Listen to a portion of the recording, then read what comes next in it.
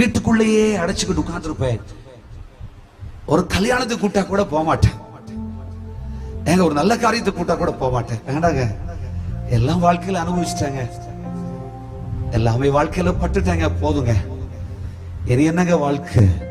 நான் வீட்டுக்குள்ளேயே இருக்காங்க, 4 சோறையே பார்த்து பார்த்து சாப்பிடவும் மனம் இல்லாம, பேசவும் மனம் இல்லாம, கதவை பூட்டி நொந்து போய் எல்லாமே இழந்துட்டேன்.